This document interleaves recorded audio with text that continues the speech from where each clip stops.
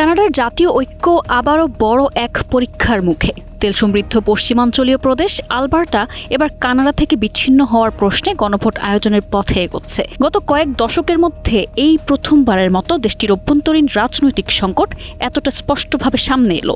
গত বৃহস্পতিবার আলবার্টার premier Daniel Smith ঘোষণা দিয়েছেন, আগামী 19 অক্টোবর একটি গুরুত্বপূর্ণ গণভোট অনুষ্ঠিত হবে। সেখানে ভোটারদের সামনে প্রশ্ন রাখা হবে, আলবার্টা কি কানাডার অংশ হিসেবেই থাকবে নাকি স্বাধীনতার পথে এগোতে আইনি প্রক্রিয়া শুরু করা হবে। প্রদেশটিতে দীর্ঘদিন ধরেই ক্ষোভ জমে আছে। আলবার্টাবাসীর অভিযোগ, কানাডার কেন্দ্রীয় সরকার অটোয়া সবসময় তাদের উপেক্ষা করেছে, বিশেষ করে তেল ও গ্যাস শিল্পের ওপর জলবায়ু বান্ধব নীতির নামে নানা বিধিনিষেধ আরোপ করায় ক্ষোভ আরও বেড়েছে। অনেকের বিশ্বাস, দেশটির অর্থনীতিতে সবচেয়ে বেশি অবদান রাখার পরও আলবার্টা তার প্রাপ্য সম্মান ও সুবিধা পাচ্ছে না। 40 লাখের বেশি মানুষের এই বিশাল প্রদেশটি আয়তনের দিক থেকেও অত্যন্ত গুরুত্বপূর্ণ। প্রায় 6,60,000 বর্গ কিলোমিটার আয়তনের আলবার্টা কানাডার অন্যতম বৃহৎ অঞ্চল। পশ্চিমে ব্রিটিশ কলম্বিয়া, পূর্বে সাসকাচুয়ান এবং দক্ষিণে যুক্তরাষ্ট্রের মন্টানা অঙ্গরাজ্যের সঙ্গে এর সীমান্ত রয়েছে। রাজধানী এডমন্টন এবং বৃহত্তম শহর ক্যালগারি দেশটির জ্বালানি শিল্পের অন্যতম কেন্দ্র। বিশ্লেষকদের মতে আলবার্টার স্বাধীনতার দাবির পেছনে শুধু অর্থনীতি নয়, রাজনৈতিক পরিচয়ের সংকটও কাজ করছে।